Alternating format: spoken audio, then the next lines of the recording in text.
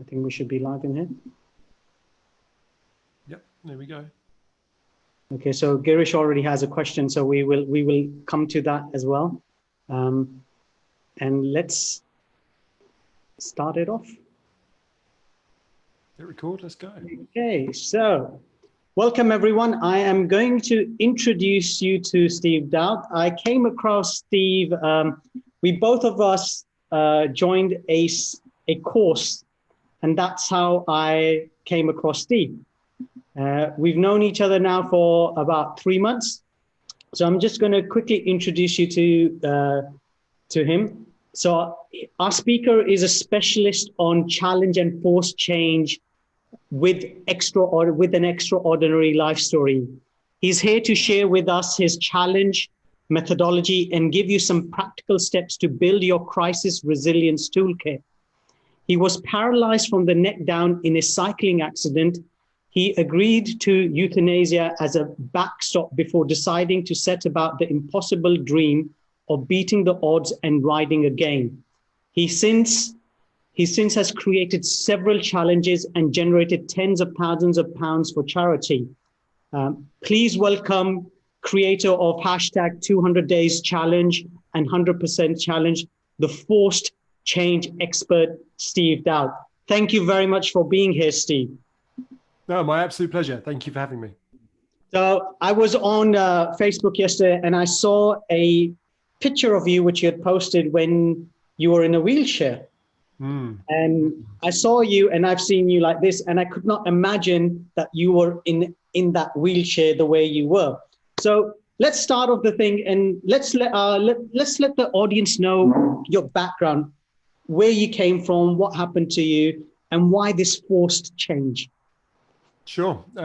So yeah, thanks again for having me on your show. That's good.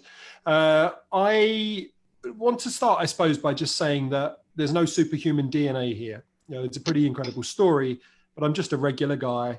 I'm just like you. I'm just like your watchers and your listeners. So from my point of view, I was living my best life in recruitment. I used to run recruitment for one of the largest banks in the world. Business called the Bank of New York Mellon, BNY Mellon. And I used to run recruitment for their Europe, Middle East and Africa business primarily, as well as some of their Southeast Asian side, which I know will obviously resonate with some of your guys, given where you are in the Middle East. So I was building my life. I was building my career. I was doing my 14-hour days and climbing the greasy corporate pole and all that sort of stuff that people do. And they tell themselves it's very important. And at that time, it very much was important. And one of my team said to me, let's stop doing work for a second. Let's do something a little more fun. Let's get involved in a charity event. And that particular charity event was one called Ride London. And Ride London is a 100-mile bike ride where they close down the roads in London. You cycle around the main landmarks in the city. You go out into Surrey and adjoining county, up into the hills and back again. So it's a big event. There are tens of thousands of people that ride it. It's the cycling equivalent of the London Marathon. So I said, yeah, let's get involved. I'm not really a cyclist. I had a BMX as a kid and used to run around the streets. But yeah, well, I'm not a cyclist, but let's get involved. So I did what every self-respecting boy should do, and I bought myself the most expensive carbon fiber bike I could find. I ended up with more Lycra than a man my age should have in his wardrobe. And but most importantly, I color-coded my helmet with my shoes, which is very important. So I set about training, and as I was training, I got involved in a 10-mile commute. I was going to and from my house to work, meeting up with the friend that challenged me on this thing. And this one particular morning, almost 4 years ago to the day, it was in June 2016, I set about the ride to Dan's house. I was going down to Dan's house about 6:30 in the morning, beautiful sunny day. I could feel the breeze in my face. You could hear the birds in the trees. It was a really lovely event. And I didn't get there. Unfortunately, as I was approaching Dan's house, I was very close to his house, literally yards away. There was a barrier that I didn't see until it was too late. And I hit that barrier. I went over the top. And as I landed on my head, I immediately sustained a spinal cord injury, bang in the middle of my neck. I didn't sever my spinal cord, but I stretched and bent it. I dislocated my neck, so the ligament on the back snapped. the vertebral disc in the front between C3 and C4, right in the middle of my neck, fired backwards into my spinal cord. So it was effectively a crush injury. But this was just the impact with the barrier. That's what caused all of that. No, the barrier caused me to flip over, and then my head impacting the ground is what caused those injuries. Oh, so the helmet. My beautiful color-coded helmet saved me from a brain injury, but unfortunately it couldn't save me from a spinal cord injury. So I instantly lost everything below the neck. No arms, no legs, nothing in between. In less than a heartbeat, it was gone. Wow. So yeah, it was a very scary time, you can imagine. Now, as I hit the floor, I'm bang into the ground. Mm. My cheek hit the ground and I could feel my cheeks throbbing. Mm. So I'm laying on the ground with my face in the grit and I could feel my face on fire. It was really throbbing. And I thought to myself, that really hurts. I didn't know what I'd done at that point. I just thought my face hurts, like you do when you've been punched in the face or you fall over, and I'm sure we've been there. Yeah. And yeah, so I reached up to touch my face and kind of give it a rub. Yeah, it's the natural thing to do when you've hurt yourself. And as I reached up to my face to rub it, nothing happened. I didn't touch my face. My arm didn't move. I thought, this isn't right. So I went to do it again. And again, nothing happened. So in that moment, I realized something very serious was wrong and that I had no power to move at all. It was weird, actually, because it felt like my body was arrow straight. It felt like I was like sticking out the floor, almost like a javelin. And I think that's because that's the last thing my body remembers, being in that angle as I was traveling through the air. So it felt very weird. I was crumpled up on the ground, my arms out to the sides, my bum in the air. It was looking very unseemly. My backpack resting on the back of my head. Yeah, it was all very scary. But what it felt like was a javelin stuck out the floor, arrow straight, arms by my sides. It felt very odd, like I was floating. And that's when I started to feel that crisis moment, you know, when and I'm sure you and your listeners may have been there too, where you're totally out of control and you feel that crisis, that reaching up almost like a hand on your throat, and it kind of rises up into your chest, and it was clinging onto my throat, and I really struggled to breathe, and it was horrible. Just thinking about it now gives me the shivers. But I thought to myself in that moment, stop. Panicking is not going to help you. You need to push that to one side, and you need to focus on just getting through this second. And I did that, and I said, okay, good. Now get through this second. And I did that. So now get through this second. And I literally did that as I went through, and I was living my life second by second by second. So it was an intense time. It was absolute panic. And then I kind of stepped into myself without meaning to.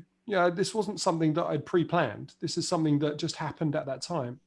But in hindsight, was almost the best thing I could have done, was to say, stop, park that, and then try and control what you can control. And what I could control was just living my life second by second, just taking that next breath and being alive a little longer. So pretty intense time. So in this moment when this all happened, your road to recovery, what was that journey like?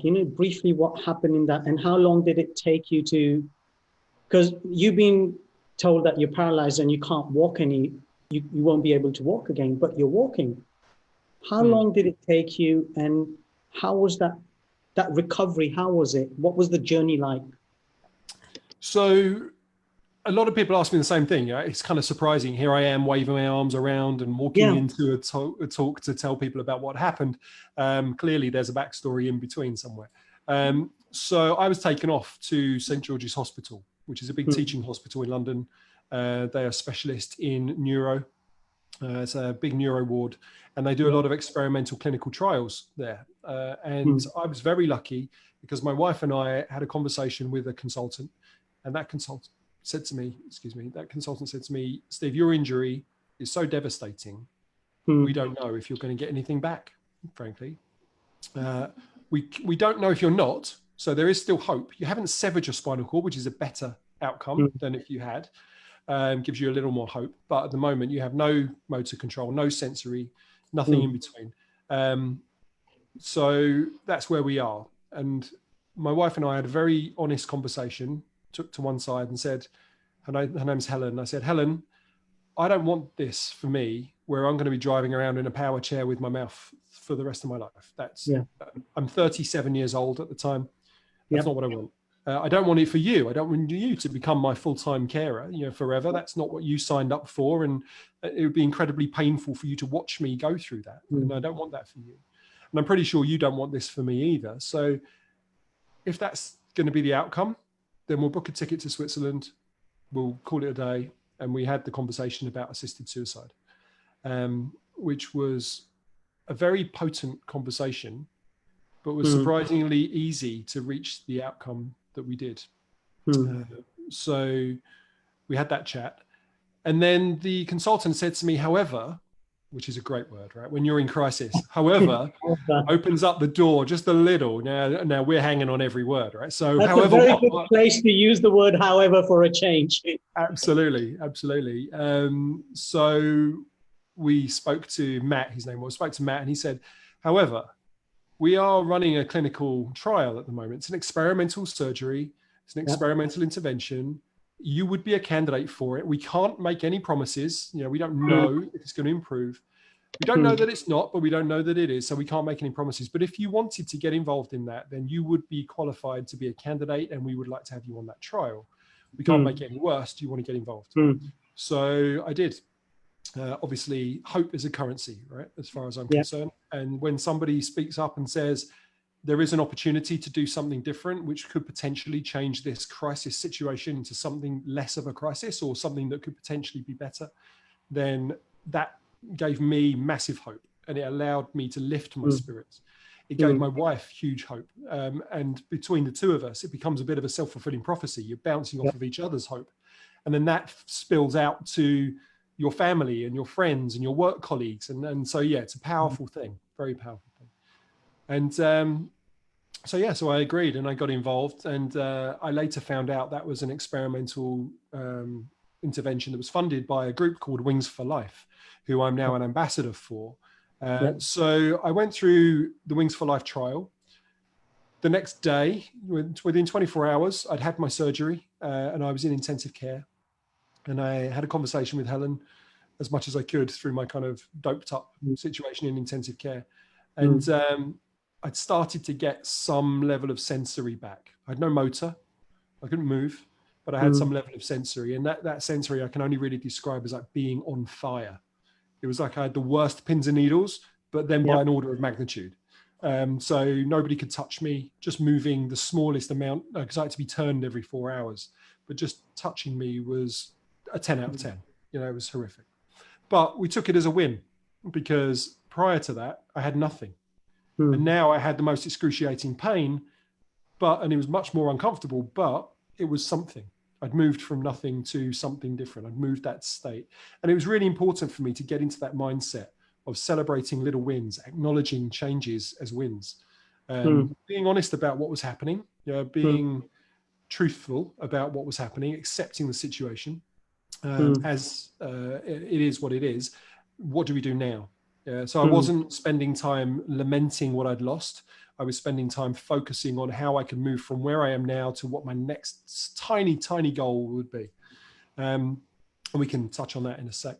But to answer your question, the gains started coming back almost on a daily basis. I was having those mini wins every day. And it started off with a couple of days in, a twitch of my left toe. Twitch of my left toe, twitch of my left thumb. I was looking at my hand. I was desperately trying to move something. And I was concentrating on this thumb. It was like that scene from Kill Bill, when she looks at her toe. I was just constantly like, just move, really willing it to happen. And eventually it twitched, just a tiny little twitch. And that was enough for me to go, oh, hold on a second. I thought it was a spasm. I have them now, even like an uncontrolled body movement. But I tried it again and it happened again. I thought, oh, wait a minute. If I can control that, then what else can I do? No one's going to live a fulfilled life being able to twitch their thumb. That's not a great life. But from my point of view, it was a huge win. And it was an indication that things were changing. And if it was happening below the point of injury, which shouldn't really be happening, then I'm in a good spot to be able to get more gains and grow further from there. Okay. So that's where that went to. And then I'm going to fast forward a little. I'd made a promise to my wife on day 2 that in 200 days from now, I was going to walk the turkey to our Christmas table. I promised her I would be better. And by Christmas Day, I'd be walking our turkey to our table. And I said about that as a daily promise and a daily motivation to Helen, that every day I was going to have that bold, ambitious goal, that walking the turkey to the table, that I'll be better in 6 months from now, 200 days from now. But I said about it on a day by day basis, similar to as I was trying to breathe when I was first on the floor. I used that same methodology to focus on mini wins. And just so that's how the hashtag 200-day challenge came about. Exactly. Yeah. So 200 days challenge. That was my 200 days promise to Helen that I would walk again. And then you fast forward 200 days. There's a short video I can send you actually, which takes me to my, it's Christmas Day, 2016, my house. I'm standing there in my kitchen.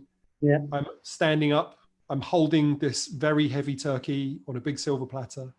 I can smell the smells. I can hear the voices. In the room opposite. We have like 25 people for dinner that day. It was just a crazy day. And I did slowly but steadily walk the turkey to the Christmas table and fulfill that promise to my wife. So yeah, it was pretty incredible day. But the 200 days challenge piece came around because the following day, I'm a big fan of goals and goal setting and bold goals, you know, not just I want to do the small things, although they're very, very important, but the big and bold, ambitious goals, and then getting there just inch by inch. Exactly. So I set up 200 days challenge. After a day of laying on Boxing Day, I was laying on my sofa full of like Baileys, as you do on Christmas Day, thinking, right, well, I've done this 200 days promise to Helen now. What now? That's been my daily motivation for the last 6 months. What do I do now? Okay. And so I promised the internet I'd get back on the same bike that I fell from. And I'd cycle those 100-mile cycle that I never got to do because of the injury. And I was going to do that in another 200 days from then. Wow. So that's really what 200 days, hashtag 200 days challenge became about. It was a fundraiser that saw me get back on the very same bike that I fell from. I'm looking at it now. It's in my cave. It still has the brake lever broken. I keep it there as a reminder. And I got back on the same bike that I fell from, and we put it onto a turbo trainer, which is where you raise the back wheel. So you cycle statically in the same place. You don't go anywhere. Which was important to my wife, that I didn't just get back out on the roads. And 200 days from then, I found myself at Red Bull headquarters, cycling the 100 miles that I never got to cycle. And I did it in just under 6 hours, actually. In fact, I did it in 5 hours, 59 minutes and 40 seconds. It was I beat my promise to the world by 20 seconds that I was going to be able to cycle those 100 miles. So pretty incredible times, times. So, but I mention it not really because there's a backstory and that's my story. But I think what's important about a story like mine is not me. I think what's important about that is the process that I went through. And that's where I developed, in hindsight, when I boiled down all of those things, that's when I came out with what is now known as my challenge methodology. So the challenge methodology is 9 individual letters that spell out the word challenge. Behind each one of those is an individual letter, and that letter corresponds to a tool. So what I do when I speak to people that are keen to understand how to handle challenges, whatever their challenge may be, bearing in mind there's no hierarchy in challenge, right? Because my challenge was I was paralyzed from the neck down and I faced never walking again, and I had to learn how to develop that. Doesn't mean that that's a bigger challenge or even a lesser challenge than somebody else. It's my challenge, my biggest challenge. So whatever your biggest challenge is yours. But I think the challenge methodology, which we can go into a little if you like, which will give people a toolkit to be able to then approach not only their challenges, but any changes that are forced upon them. In my case, it's paralysis, but for everyone, including me, COVID-19 has changed the game for everybody, right? We're all forced to stay indoors. We're all forced to wear PPE. We're all forced to go about our business in a different way, whether that be our professional lives or our personal lives. And those impacts are worrying and damaging and confusing for people. So hopefully the methodology helps that too. to build that crisis resilience. So taking that methodology, I'm thinking on this basis is, let's look at an individual. In a short format, what would you say to an individual on a day-to-day basis? How could they possibly apply the challenge methodology into their life? So just as an individual. Yeah, no, exactly. I think maybe if I just briefly tell you what the challenge methodology is, then that might give it some context. So effectively, the C from challenge is to choose to respond effectively. Yeah. Yep. Every situation, you have a choice. It may not feel like you do, but you do have a choice. And your choice might be just to respond with a positive approach to that challenge. But it's not just about positivity, it's about effectiveness as well, right? So making sure that the choice that you make is something that will actually give you gains, not just make you feel good. Yeah? The H is to help others help you. So use those people around you to be able to help yourself. And when you're in a situation where change is forced upon you, you will need other people. You cannot do it on your own. Yeah, there's no such thing as a self-made man, as Arnold Schwarzenegger once said. There's a whole team of people around that person. Yeah. The A is to accept the situation. So when I say accept the situation, I don't mean give up. I mean understand what it is, and it lives as a situation as it is objectively. So understand what you can change, understand what you can't change, and be smart enough to know the difference. And then focus on the things that you can change. Don't waste your time with the stuff that you can't. But don't kid yourself either. As I say, be smart enough to know the difference. One of the L's is leverage all of your resources, and make sure you know where to leverage those resources before you get there, so that you know what the roadmap is when you're in a challenging situation, who you need to call upon, or what you need to deploy, whether that be financial or emotional or individuals around you that can help. The second L is to learn through trial and error, and this will resonate with people in business. Try and fail. Get loads and loads of failures under your belt, because failures show that you're trying new things and you're being innovative and creative. If you're not failing enough, you're just not trying hard enough, frankly. And I was trying and failing to twitch that thumb 1,000 times before it ever actually happened. And then when it did, I was able to learn what I did and to replicate that. And I get very Darwinian about it. You know, if I try new things, if it doesn't work, it dies. If it does work, it lives. And then I carry on trying them over and over and over again. And so eventually you build a fit kit. Cool, good phrase. I must remember that. The E is engage. You know, be in the room. You know, be there. Don't, wherever you are, be 100% there. You know, you've got to engage with your situation. I met a whole bunch of people that didn't and hoped it would get better, and that's not a strategy at all. Hope is a currency, but it's not a strategy. The N is to never give up. Now, it sounds a little bit kind of alpha male, but actually, if you don't have a rod in the water, you'll never catch any fish, right? You've got to continue, and it will be hard. And the resilience element you will learn as you go through that process of never giving up. You know, don't bash your head against a brick wall. Remember what you said about the A for accept the situation. Know what you can change and what you can't. So don't never give up on the things you can't change. That makes you stupid. But if you can never give up on the things that you can change, that will make you move forwards and you'll achieve. And then the G is to grow. You know, no matter what we do, we have to be in a situation where we're learning from it. So that learn through trial and error. Not only do you set a bold, ambitious goal, when you achieve that goal, immediately set your next goal. Have a series that you can be growing towards on a constant basis.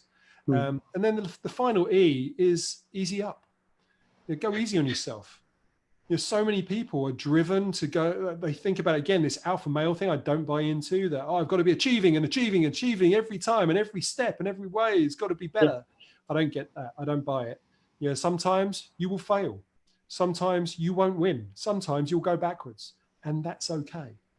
As long as you're trying and you're moving forwards and you're giving it your best shot, then go easy on yourself. You know, most of the time, as long as you win 51% of the time, taking a poker analogy, as long as you win 51% of the time consistently, then you're moving forwards. It means you can fail 49% of the time, and that's okay because you're still moving forwards.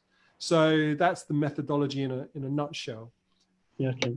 So let's take an example. If you're an individual in this current scenario, not even just this current scenario, because things happen to people. they do go into this thing of being forced into a certain change. As an individual, one of the biggest challenges which people might be facing at the moment is a loss of job, or it could be that financially they're not stable enough. Suddenly all of this has happened. So how could they apply this methodology into their lives? Okay, so I'll give you an example. One of the key things, I think, one of the really important tools that would apply in that situation is the A from challenge: accept the situation. You can't change COVID. Yeah, it is where it is. Yeah. It's happened to you. It will impact you. It will impact you probably for quite some time to come. Right. Yeah. This isn't just a short-term thing. So pretending that you want to get back to, or convincing yourself you want to get back to as it was before COVID, is dream stuff, right? It's not going to happen. You can't go backwards. It's history, what happened before. Yeah. The future hasn't been written yet. So from our perspective, we're in a position where we can define what that future will look like. It will be impacted by other things, and there'll be things out of your control, but there'll be a lot of things that are in your control as well. So accepting the situation and being very present right now with a very honest, cold light of day look at who you are, what resources you have, what you can do moving forwards from here. Yep. That's got to be the only way forwards, really. So a very present mindset on where you are today. My working example was when I was in hospital, I was in intensive care. I was really focused on trying to chase a little blueberry around a table in front of me. I said to my wife that this is something I really want to do. And I was struggling. I was failing to get this blueberry. I couldn't move my arm. I couldn't move my hands. I certainly couldn't pinch it and grab it in any way. So I was just frustrated beyond all words. I feel it now. I feel the frustration now. But what I said to myself at that time is, you know what? I'm frustrated because I can't do the thing that I used to do.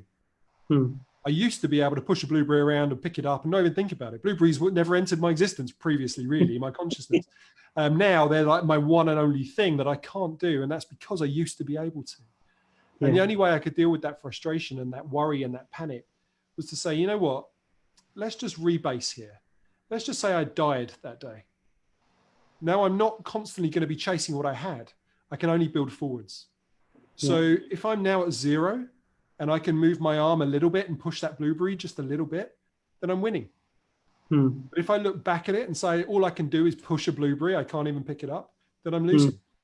So just reframing it into the now, into the objective now, that's powerful. That allows you to look at what's coming down the line, look at what resources you have, look at what you can do right now, and then apply yourself to what's possible now. And that might mean a change of career.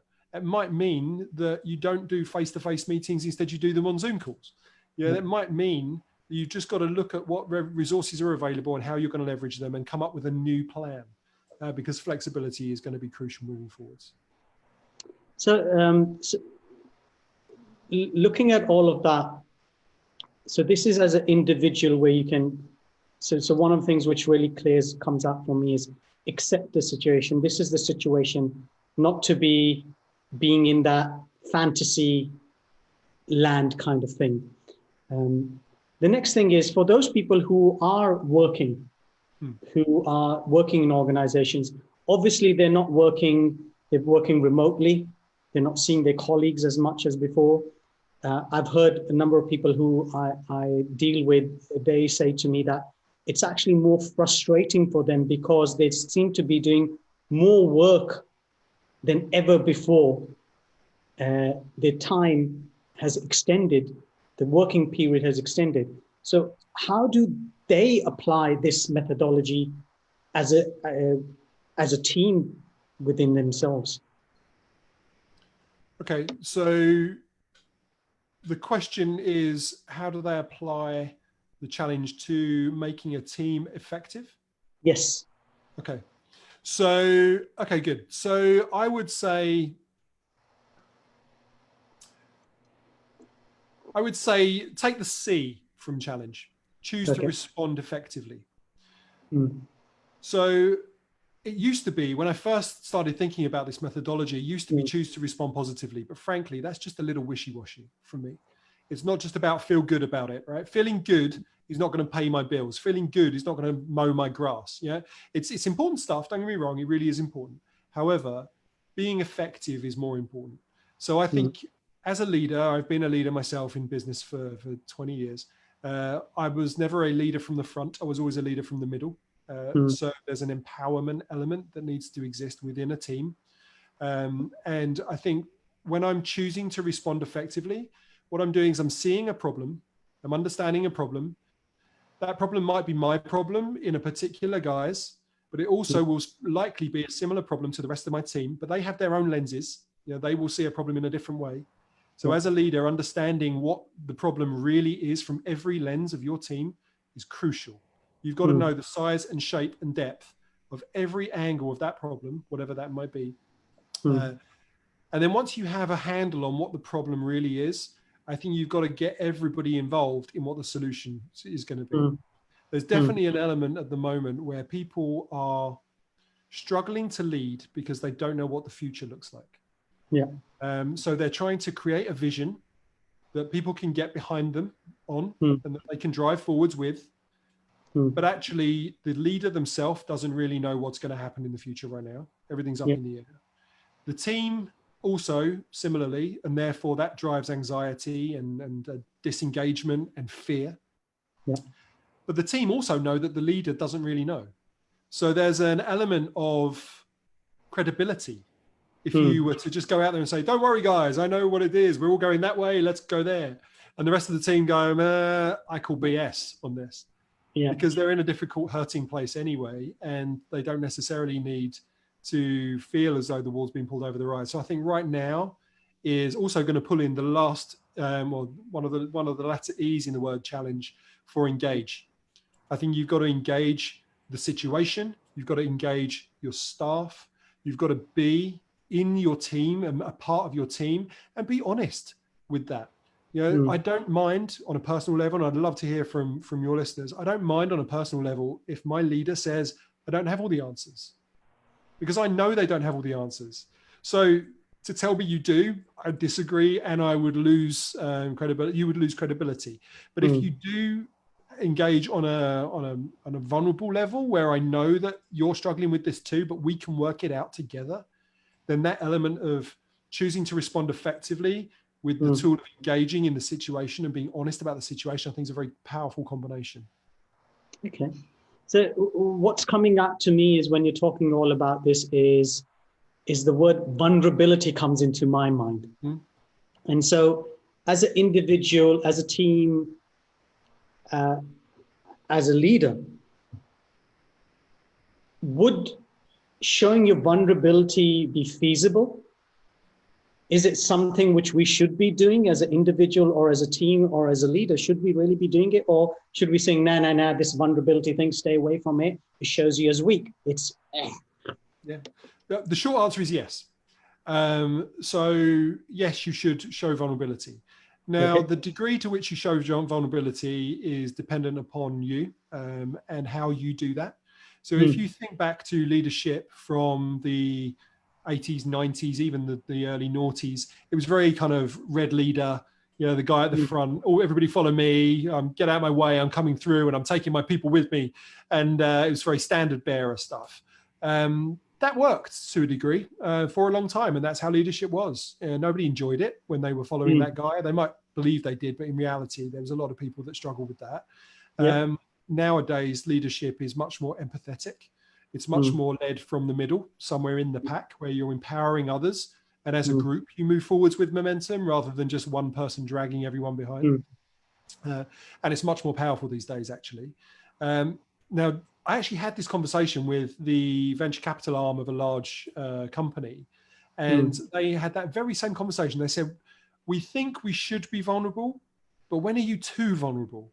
When do you lose credibility because you're being too, oh my God, I don't know what's happening, right? So there is a line. You can't be the guy at the front trying to build a vision or the guy in the middle trying to build a vision and kind of waving your arms in the air saying, guys, you know as much as I do, I don't know. Because that's, you're going to lose people's confidence. confident driving forward is a good thing, right? Knowing that you have momentum and a direction is a good thing. Knowing how you get there is something that is almost the last thing on the agenda. You know, knowing what the vision is, knowing where you want to be, knowing how you want to be, working with your team to understand what those things are so that everyone's bought into what that looks like, that's important. And then building in how you get there is about using your resources. It's about the L from challenge is leveraging your resources. Who on my team can do this better than I can? And if you are in a position where you have a team that can be deployed, they may need to change their skill sets, by the way, just because that's what they always did doesn't mean that's what they always have to do. You know, they can be absolutely useful in a different way. You just maybe haven't used them that way yet. So an honest conversation, an honest evaluation of who you are, where you're going individually and as a team, and building that as a group. I think that's how the modern leader will approach the crisis as we're in at the moment. And any crisis, it doesn't have to be COVID.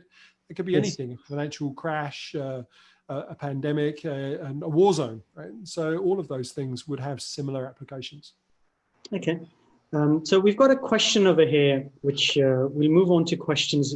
And the question, which is from Girish, he says, because you're from a recruitment background yourself, and he himself is from a recruitment background.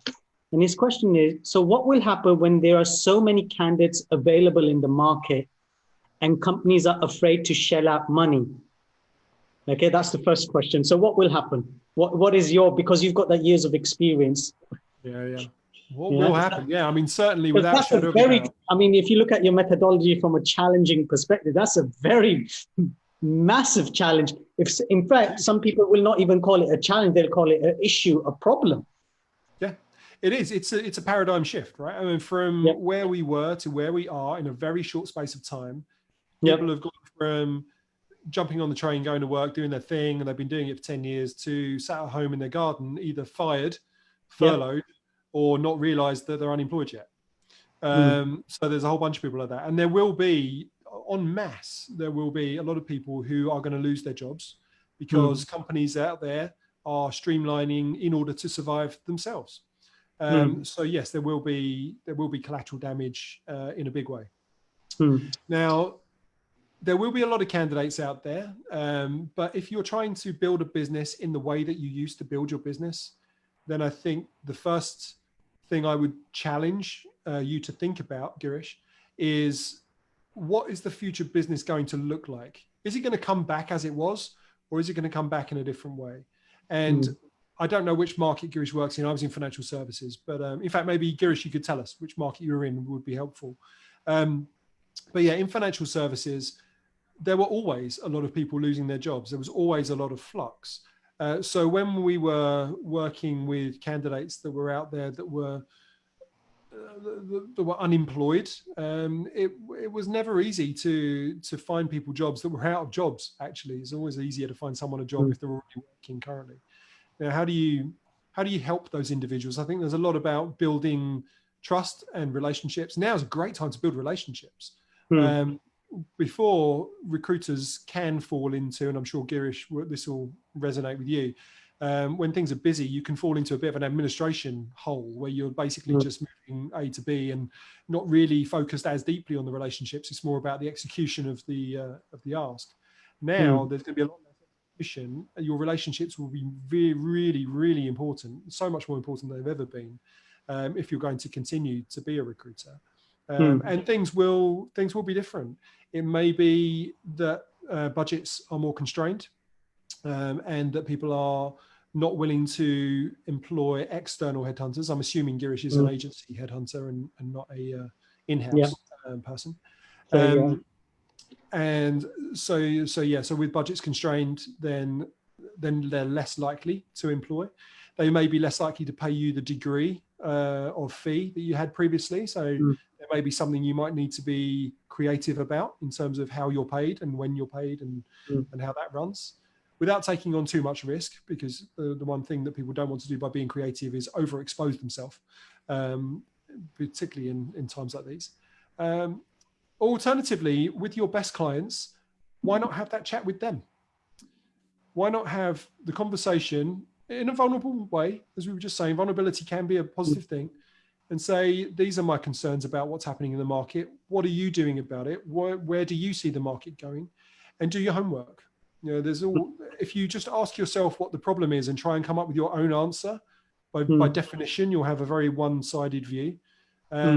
Get as much input as possible from different people, particularly your clients. You've got to fall in love with your client, right? You've got to understand who your client is, what they want, how they want to do it. It's not really about the candidates when it comes to recruitment. A lot of the time, it's about the people who are going to be paying your bills and what it is that they want, and for you to then be able to consult with them. So understanding what your client really needs and expects the future to look like for them may mean that you have to change. You may have to be flexible. You may have to change a few things, or you might have to have wholesale change in the way in which you approach the business.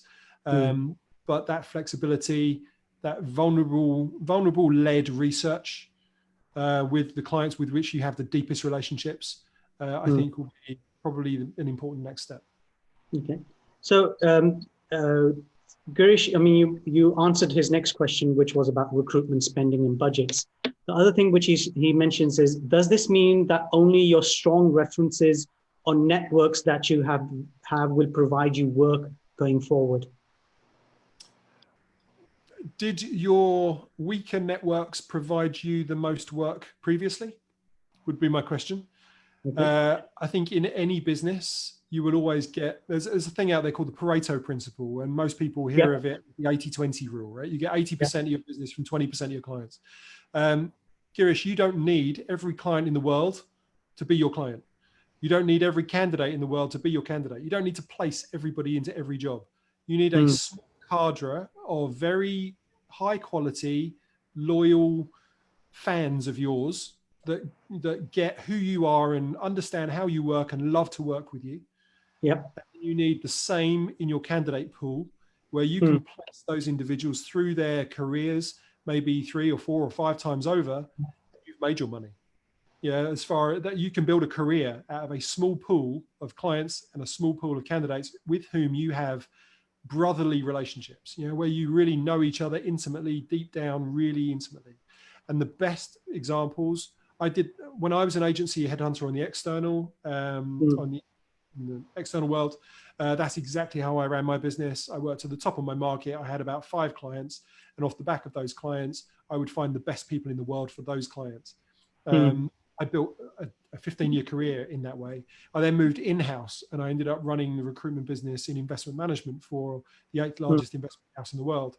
I did it in a very similar way, and the headhunters that I employed to work with me when I couldn't do it, they were the people that were my go-to people. I would phone them up at 11 o'clock at night because I had a question. They'd pick up the phone, they'd give me their answer. If ever there was an issue happening, they would be the first people to tell me what's happening in the market. They'd be feeding me information, nothing to do with fees. It was about relationships. It was all about relationship building. Business is a symptom of good relationship management. Okay. So, by the way, he's in the oil and gas and engineering side of things. That's what he is in. Got another question from Akan, who's saying, how do you prepare for crisis that you know is coming from the horizon? So what it means is, for example, there's a possibility that you are unemployed, however, you're still on the current payroll. I get it. Yeah, that's true for a lot of people, right? Take the hospitality sector right now. Yes. A whole bunch of people out there where, frankly, they're furloughed and they just don't know they're unemployed yet.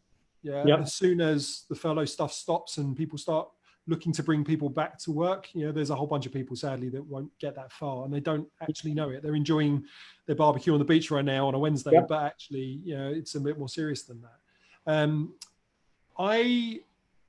Let me give you a quick working example of something that happened to me, because I'm a big, big advocate of pre-planning for resilience.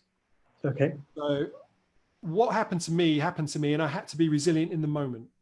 And then when I boiled it down, I looked at what happened. There was one particular situation that really helped me, and it's probably been the most valuable tool to me.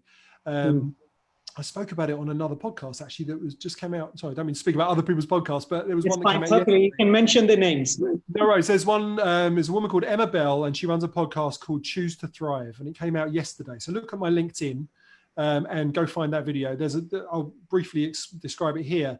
There was a guy called Osdean, and Osdean was my intensive care nurse. And he said to me, Steve, you're an upbeat guy.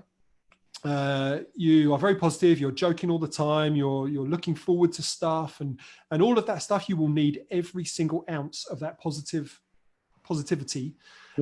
However, you will have those 4 o'clock in the morning moments, those 4 a.m. moments when nothing good ever happens. You know, no one's ever been awake at 4 a.m. going, I love this. You know, it's always a bad situation. And when you get to that situation, you're going to spiral. You know, you're going to get into dark thoughts. You're going to go into deep places that you don't necessarily want to be in, or that won't be helpful for you.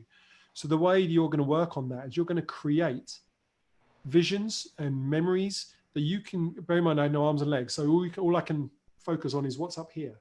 You're going to create scenes that you can go to like muscle memory, so that when those things happen, when those bad things happen, you can unfurl what we ended up calling rope ladders to help you get you out of that situation. So in my situation, I came up with 3. I came up with a past memory of my granddaughter, and I pictured rolling around on the grass with her, and the smell in the air, and the weight of her body on mine, and all that sort of stuff. You know, so it was a real physical memory that I could think about, that had happened, that I wanted to get back to.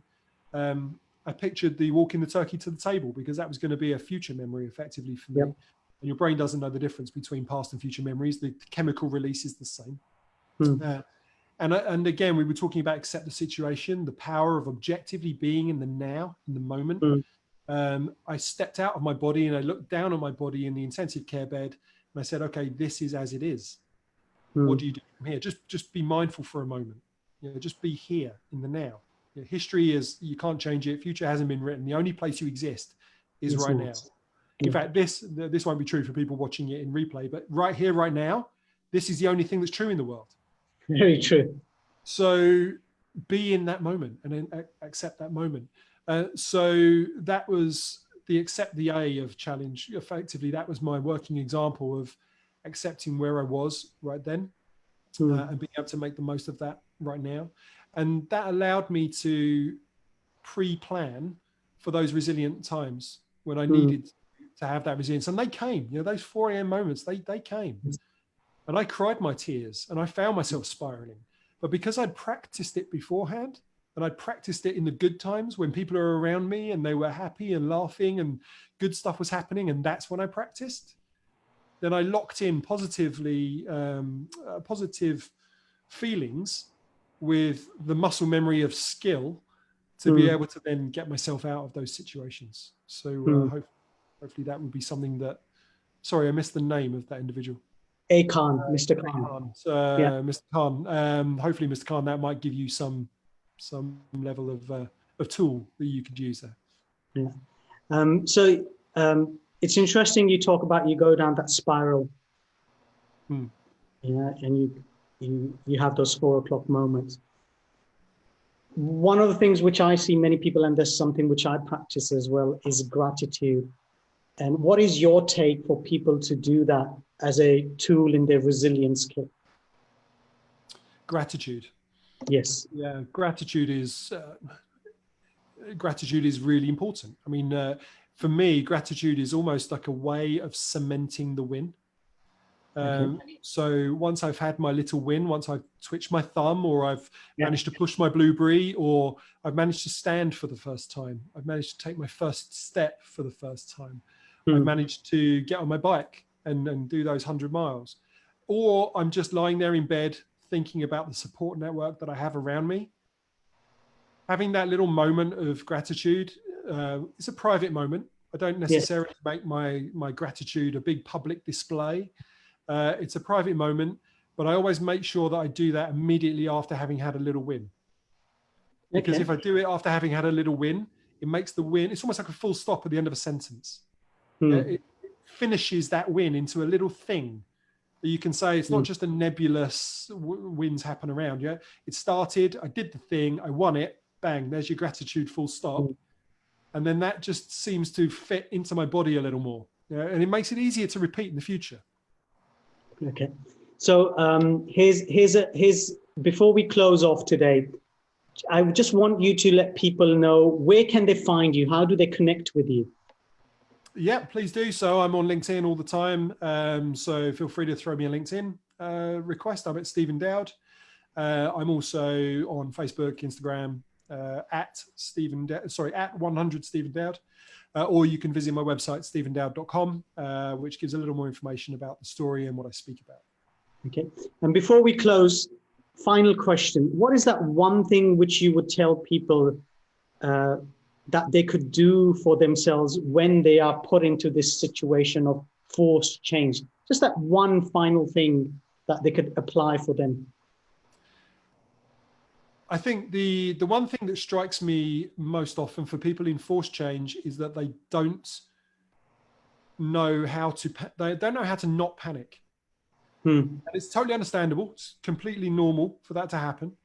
But they go off on fantastical thinking. They either crisis hits and they go off into that they didn't want it to happen, or they go off into, oh my God, that means that this next thing is going to happen. Yep. And again, they live in the past, which is where depression lives, and they live in the future too much, which is where anxiety lives. I think my one piece of advice would be, wherever you are, be 100% there at that time. You know, when I'm lying on the floor and I can't breathe and I can't move and I'm feeling that panic rise, the only way I could be there 100% in that moment was to calm the only way I could calm myself was to be there 100% in that moment. It didn't matter what happened 10 seconds before or what was going to happen 10 seconds from now, but being there right there and then was calming. And when you are calm, you're more likely to be able to make those positive choices, those effective choices, and be able to see that you have choice at that stage. Okay. Thank you. Thank you very much for your time. Really, really appreciate it. For those who could not join us live, you can see this as a recording. Have a wonderful, wonderful evening. Thank you, and a day or night, wherever you are. Stephen, thank you so much for doing this and giving us an insight on how possibly we can manage ourselves during a forced change situation. Really appreciate it. Thank you. Thank you, everyone, for being online. Take care. Okay. So